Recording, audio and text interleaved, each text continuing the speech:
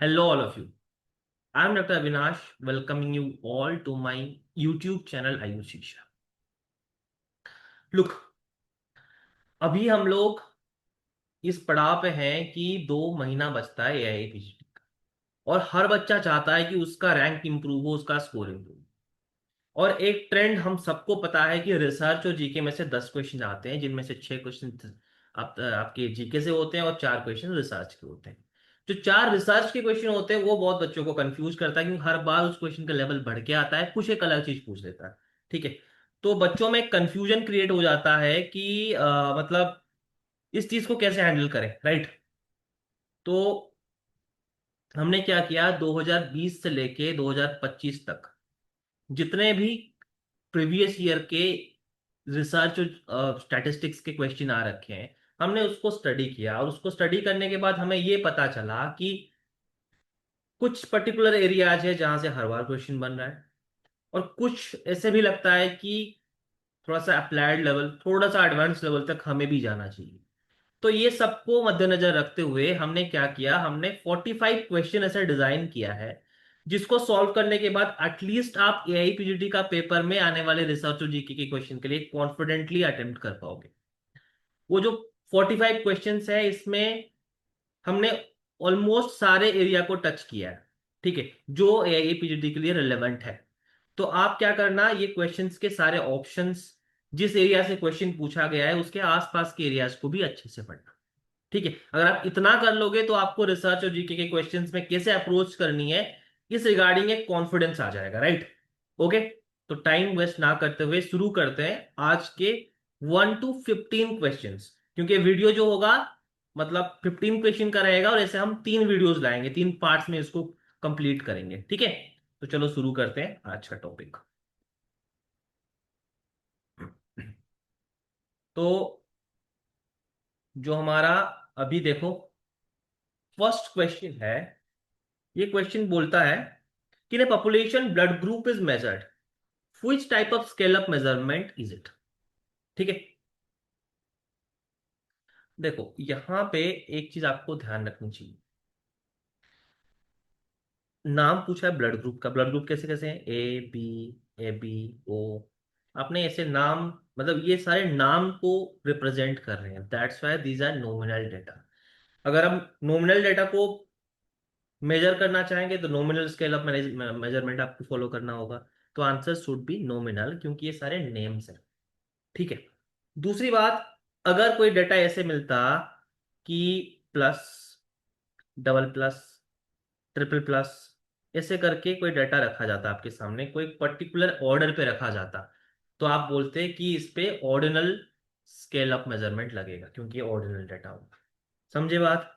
ना ये इंटरवल्स है ना ये रेशियो है, then answer goes to nominal. ठीक है। तो नॉमिनल स्केल्स ऑफ मेजरमेंट हम यहाँ पे फॉलो करेंगे। दूसरा question, selecting participants based on their availability at a particular time and place in a research study is known as. देखो ये ऐसा होता है कि एक एग्जांपल देता हूँ। मैं मंडे का ओपीडी करता हूँ, मेरा टॉपिक सीकेडी है, मेरा रिसर्च एरिया सीकेडी में है। जो पेशेंट सीकेडी के मंडे आते हैं हमारे हॉस्पिटल, मैं उनको एनरोल करता हूँ। तो ये मेरी अवेलेबिलिटी, उस समय पेशेंट्स की अवेलेबिलिटी, और दोनों अपने हॉस्पिटल में हैं तो मैं उनको एनरोल कर रहा हूँ। तो इसमें क्या देखा जा रहा है, इसमें हम लोगों की कन्वीनियंस के बारे में बात हो रही है। तो ये कन्वीनियंस सैम्पलिंग का क्या है, पार्ट है। ठीक है। तो इसलिए आंसर कन्वीनियंस सैम्पलिंग चलेगा। पर इसके ऑप्शन में और भी 3 चीजें हैं, पर्पसिव सैम्पलिंग, स्नोबल सैम्पलिंग और स्ट्रैटिफाइड सैम्पलिंग।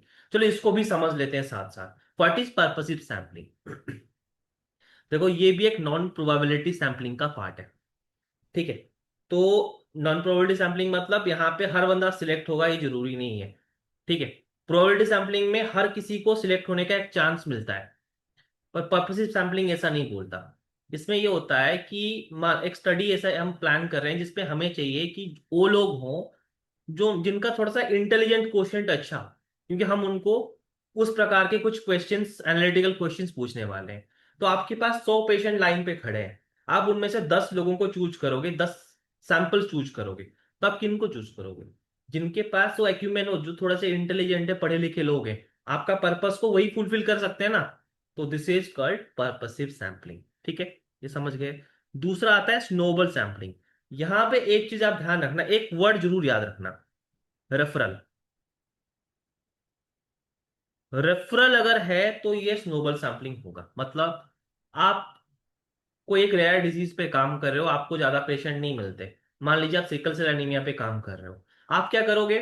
आपके पास एक सिकल सेल का पेशेंट आया, वो आपका सैंपल बना, वो आपका मतलब स्टडी में एनरोल हुआ।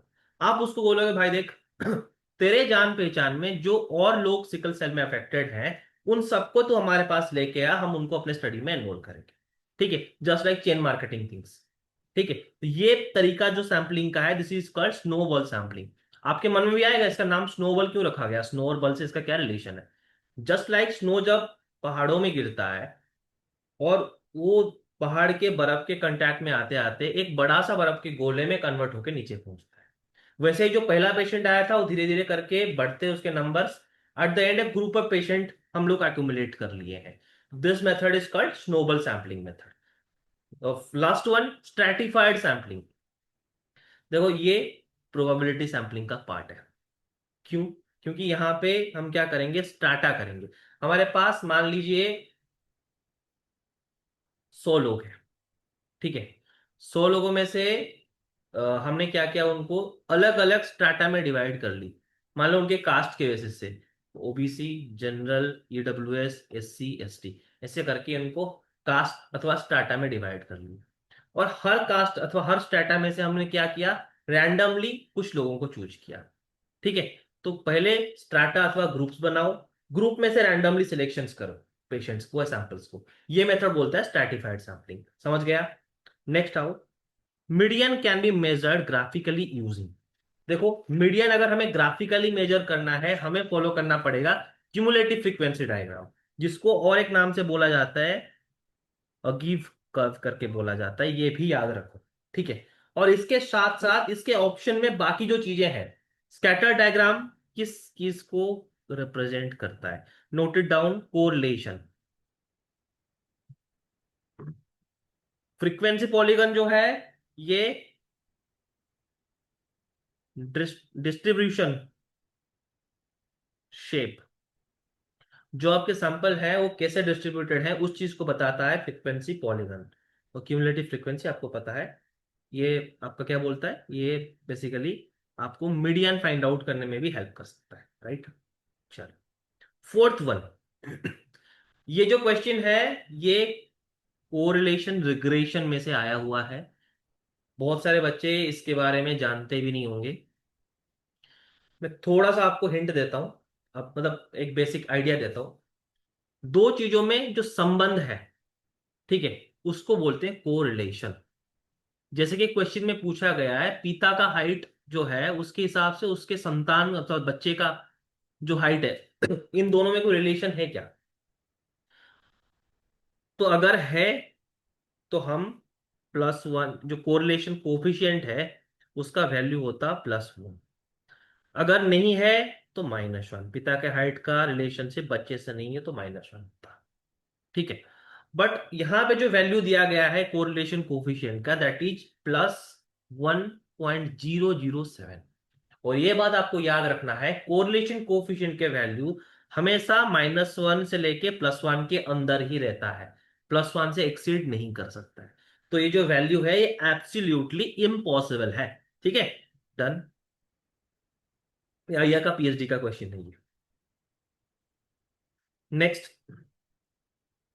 N observational study to establish a cause effect relationship, between two or more factors observed under natural condition is called. देखो, कॉज इफेक्ट रिलेशनशिप जो है ये हमेशा हमें पता कहां से चलता है, पता है? ये कोहॉर्ट डिजाइन से पता चलता है। तो कोहॉर्ट डिजाइन तो ये तो एक अलग चीज थी, मैं आगे इसके बारे में भी एक क्वेश्चन है। तो अब ये जो कॉज इफेक्ट रिलेशनशिप हम देख रहे हैं, तो ये कौन से स्टडी में हम देख सकते हैं? ठीक है, तो डिस्क्रिप्टिव स्टडी ये बस इतना बताता है कि क्या हो रहा है, व्हाट इज हैपनिंग, ये डिस्क्रिप्टिव स्टडी का पार्ट है। ठीक है, बट एनालिटिक स्टडी क्या बोलता है, why it is happening, what is the cause, but what is the effect. तो एनालिसिस जहां होगा वहां पे हमें कॉज और इफेक्ट पता चलेंगे, इनके रिलेशनशिप पता चलेंगे। तो कॉज इफेक्ट रिलेशनशिप हमेशा एनालिटिकल स्टडी में ही हमें पता चलता है। ठीक है। नेक्स्ट क्वेश्चन जिसके बारे में जस्ट पहले ही बात कर रहा था, to conduct an incident study which type of study design should be used. अगर हम इंसिडेंस पता करना चाह रहे हैं तो इंसिडेंस एग्जैक्टली क्या है, इसका डेफिनेशन पहले देखो। न्यू केसेस ओवर टाइम, इसको बोलते हैं इंसिडेंस। समयानुक्रमिक रूप से कितने नए केसेस उस डिसीज के मिले, इसको हम क्या बोलते हैं, incidence of that particular disease, ये बोला जाता है। ठीक है। तो इंसिडेंस कैसे पता करते हैं, पता है, जैसे मैंने बोला कि कोहर्ट स्टडी डिजाइन से पता करेंगे। ठीक है। तो पहले मैं आपको आइडिया देता हूं कोहर्ट क्या होता है। इसको बोलते हैं प्रोस्पेक्टिव स्टडी। ये क्या करता है, प्रोस्पेक्टिव स्टडी, मतलब आगे की तरफ ये स्टडी जाता है। जैसे आप सोचेंगे कि मान लेते हैं कुछ लोग कैंसर के पेशेंट हैं, सॉरी, कुछ लोग स्मोकिंग कर रहे हैं। हमने क्या किया, 100 स्मोकर्स को एक ग्रुप में रखा और उनके ऊपर हमने ऑब्जर्वेशन रखी कि 10 साल के अंदर देखते हैं कितनों को लंग कैंसर होता है। ठीक है। तो यहां हमें पता चलेगा स्मोकिंग और लंग कैंसर का क्या रिलेशनशिप है। ठीक है। और कितने लोगों को स्मोकिंग के वजह से लंग कैंसर हो रहा है, कितने नए केसेस डिटेक्ट हो रहे हैं।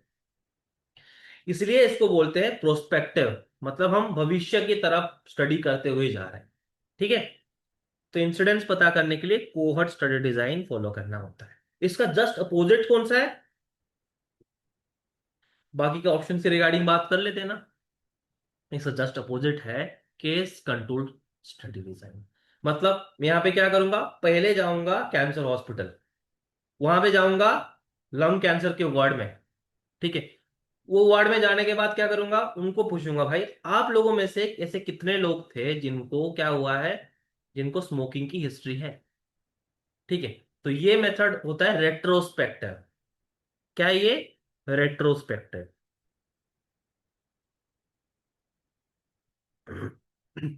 ये रेट्रोस्पेक्टिव स्टडी डिजाइन है। और ये क्या बताता है आपको पता है, ये बताता है आपको पास्ट एक्सपोजर। ठीक। नेक्स्ट एक ऊपर आपने देखा होगा cross sectional study design. Cross sectional मतलब क्या है, जस्ट एक एग्जांपल देता हूं। मान लो आप चावल बना रहे हो। ठीक है। चावल बनाते बनाते आपको चेक करना है चावल सही से बना कि नहीं है। आप क्या करते हो, पूरे सारे चावल लेके आते हो, सही से भात बना के नहीं चेक करते हो, सबको दबा दबा के नहीं करते। आप क्या करते हैं, बीच में से एक चावल उठाते हो, उसको दबा के देखते हो कि चावल खाने लायक बन गया है या नहीं बना है। वैसे ही मेथड हम क्रॉस सेक्शनल स्टडी डिजाइन में देखते हैं। हम क्या करते हैं, रैंडमली कोई एक जगह पे, कोई एक गांव में कोई एक जगह पे जाते हैं और उस समय में उस एक बीमारी के कितने पेशेंट हैं वो देखते हैं। ठीक है। तो ये क्या बोलता है, ये बोलता है प्रिविलेंस के बारे में। तो प्रिविलेंस देखना है तो cross sectional study design follow कर लो। अगर आपको इंसिडेंस देखना है, कोहर्ट डिजाइन ले लो। अगर आपको पास्ट एक्सपोजर के बारे में पता करना है तो केस कंट्रोल स्टडी कर लो। ठीक है। और रैंडमाइज कंट्रोल ट्रायल जिसको आरसीटी बोलते हैं, इसको आप सबको आई थिंक पता होगा। नहीं पता होगा तो कमेंट सेक्शन में लिख दो, नेक्स्ट वीडियो में बता दूंगा। ठीक है। Next, seventh question. Suppose you wish to measure the trend of responses to a treatment intervention longitudinally after 3 or 4 short predefined observational periods. Which study design would be more suitable? मतलब ऐसा है कि हम कोई डिसीज का trend देखने के लिए, मान लो हम रिसर्च कर रहे हैं सीओपीडी पे, और मैं एक धूमपान करा रहा हूं और एक काढ़ा दे रहा हूं मेरे सीओपीडी के पेशेंट्स को। ठीक है। और मैं ये देखना चाह रहा हूं हर महीना, मैं मान लो ये 6 महीने की स्टडी है, और मैं ये देखना चाह रहा हूँ हर महीना सीओपीडी के जो पैरामीटर्स हैं, जस्ट लाइक मतलब स्पायरोमेट्रिक पैरामीटर्स जो है, इसमें कितना इंप्रूवमेंट हो रहा है। ये अगर हर महीना में पीरियोडिकली स्टडी करना चाहूंगा तो इसके लिए मुझे क्या स्टडी डिजाइन बेटर रहेगा, इसके लिए हमें लगेगा, क्योंकि रिपीटली इसके टेस्ट करने वाले हैं, तो method is called repeated measures लगेगा। ठीक है। तो रिपीटेड मेजर इसका आंसर गया। इसके बाकी के ऑप्शन भी थोड़ा सा देख लेते हैं। ठीक है। क्रॉस ओवर स्टडी क्या होता है? देखो, क्रॉस ओवर कहने का अर्थ यह है, जनरली इसको हम क्रोनिक डिसीज में करते हैं क्रॉस ओवर स्टडी। बेसिकली मान लो आप एक ब्रोंकियल का पेशेंट ले लो, उसको ग्रुप मतलब आप उसको भारंगी आदि अवले उसको खिलाया 1 महीना, आपने देखा कितना रेस्पॉन्स है। फिर आपने उसको वॉश आउट पीरियड दे दी, एक 15-20 दिन तक कोई दवाई नहीं दी, भारंगी आदि देखा, जो इफेक्ट होगा उसको खत्म करने दिया। फिर आपने दोबारा उसको कनकाशव दिया, फिर उसके ऊपर आपने देखा कितना सिम्टोमेटिक इंप्रूवमेंट आया। दोनों को आपने कंपैरिजंस में रखे। दिस मेथड में आपको बोलते हैं किसको, this method is called cross over design. ठीक है। और प्री पोस्ट आपको पता ही होगा, मतलब आज हमने ट्रीटमेंट करना शुरू है, हमारा बेसलाइन डाटा आज से ली जाएगी। मान लीजिए एक डायबिटीज का पेशेंट है, हमने उसका देखा शुगर लेवल बढ़ा हुआ है, HbA1c 7 है, ये हमारा प्री डाटा है। 3 महीने का स्टडी था, 3 महीना खत्म हो गया, पेशेंट का दोबारा हमने टेस्ट कराया, इसका HbA1c अभी कितना है। तो ये क्या है, 2 बार हमने टेस्ट कराई, प्री और पोस्ट डिजाइन हो गया। ठीक है, डन। तो सिक्वेंशियल आज सच कुछ नहीं होता, ऑप्शन में दे रखा है वैसे। ठीक है। इसके बाद देखते हैं, नमस्ते portal doesn't provide information about. नमस्ते पोर्टल में किस चीज के बारे में इंफॉर्मेशन नहीं है? ठीक है। तो पहले आप मुझे एक चीज का आंसर दो। ठीक है, अगर आपको पता हो तो अच्छी बात है, नहीं पता है तो आपको क्या करना है, नोट करना है। ठीक है। नमस्ते पोर्टल का फुल फॉर्म देखो, national AYUSH morbidity and standardized terminologies electronic portal. ठीक है। तो इसमें आपको इतना तो समझ आ गया कि यहाँ पे जो आयुष के टर्मिनोलॉजी है वो स्टैंडर्डाइज कराया गया है, यहाँ पे मॉर्बिडिटी कोड्स बताया गया है। इतना तो आप समझ सकते हो इसके फुल फॉर्म में से। बहुतों को इसके फुल फॉर्म नहीं पता होता है, याद कर लो भाई, जरूरी है ये। ठीक है। और चलो, क्वेश्चन में पूछता है इसमें किस चीज के बारे में इंफॉर्मेशन नहीं है। एक पॉइंट बिल्कुल क्लियर रखो दिमाग, नमस्ते पोर्टल में फुल फॉर्म में तो आयुष है, पर एग्जैक्टली यहाँ पे आयुर्वेदा, यूनानी एंड सिद्धा, ये तीनों के टर्मिनोलॉजी को यहाँ पे स्टैंडर्डाइज कराया गया है। यहाँ पे होम्योपैथी के टर्मिनोलॉजी के बारे में कोई डिस्क्रिप्शन नहीं है। ठीक है। तो answer should be standardize homeopathy terminology, क्योंकि ये नमस्ते पोर्टल का पार्ट नहीं है। ठीक है।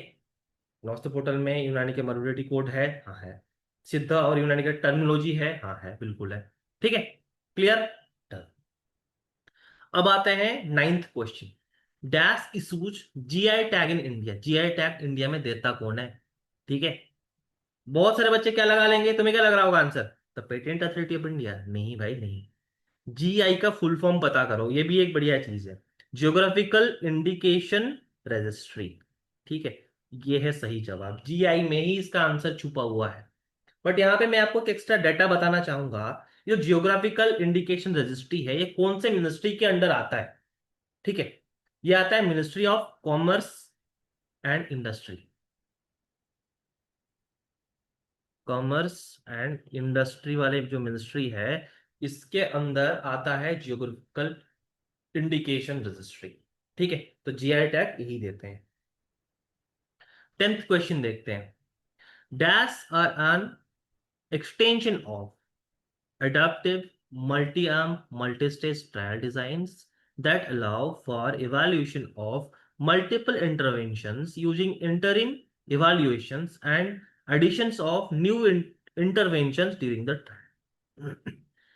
ऐसे कौन से ट्रायल हैं जिसमें बहुत सारे मल्टीपल आर्म्स, मतलब बहुत सारे अलग अलग मेडिसिन ले सकते हैं, मल्टी स्टेज ट्रायल डिजाइन ले सकते हैं, और ट्रायल के बीच में एक इंटरिम इवैल्यूएशन होता है। ट्रायल के बीच में हम ये इवैल्यूएट करते हैं, इतने सारे ग्रुप के मेडिसिन ले रखे हैं, कौन सा ग्रुप कितना काम कर रहा है। ठीक है, ये हम पहले इंटरिम इवैल्यूएशन कर लेते हैं। उसके हिसाब से अगर हमें लगता है कि कोई ग्रुप को हटाना है या फिर कोई नया ग्रुप ऐड करना है, हम वो भी कर सकते हैं। तो इसका आंसर पता है क्या है?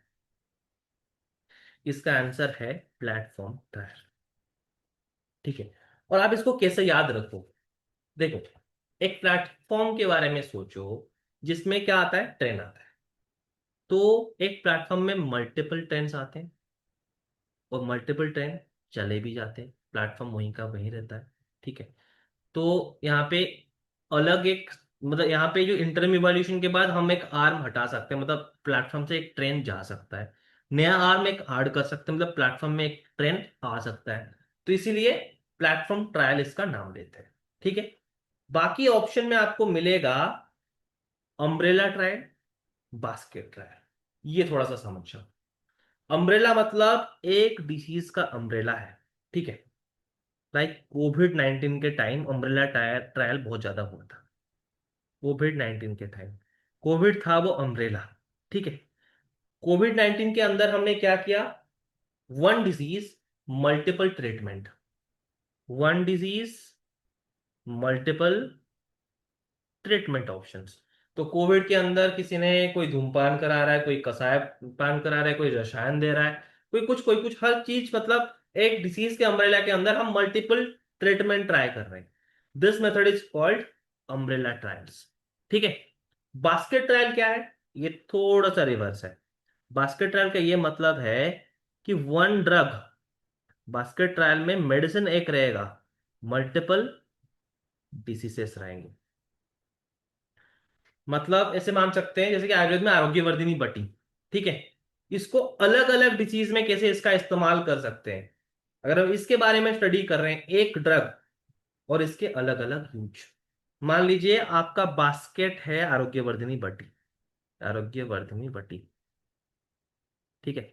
आपका एक बास्केट है, और इस बास्केट में आपको क्या क्या रखना है? जो जो बीमारी में आरोग्यवर्धिनी बटी दिया जा सकता है उन सबको इंक्लूड करना है। आपने इस पे मेद रोग डाल दी, आपने इस पे त्वचा विकार डाल दी, आपने इस पे यकृत विकार डाल दी, इन सब में आरोग्यवर्धिनी बटी काम कर सकता है। तो ऐसे स्टडी अगर हम करेंगे, इसको क्या बोला जाएगा? इसको बोला जाएगा बास्केट ट्रायल्स। ये सारे नाम भी शायद से आपके लिए पहली बार होगी, पर इसको पढ़ो और याद रखो। ठीक है। Done. Next. DAS is a database of systematic review and meta-analysis that summarize and interpret the result of medical research. देखो, मेटा एनालिसिस और सिस्टमेटिक रिव्यू को समराइज करने वाला एक ही चीज है जिसको बोलते हैं कोकरेंस रिव्यू। ठीक है। ये तो आपको याद रखना ही रखना है, क्योंकि पबमेड एक सर्च इंजिन है, आप सबको पता होगा। वेब साइंस क्या करता है? इंडेक्सिंग करता है आर्टिकल का। ठीक है। और DOAJ ये एक तो एक जर्नल का नाम है, ये तो हो ही नहीं सकता। तो इसके बाद ऑप्शन में क्या बचता है? कोकरेंस रिव्यू। ठीक है। रिव्यू के बारे में और एक क्वेश्चन है जहां पे मैं थोड़ा सा डिटेल बता दूंगा। एक सिस्टमिक रिव्यू होता क्या है? ठीक है।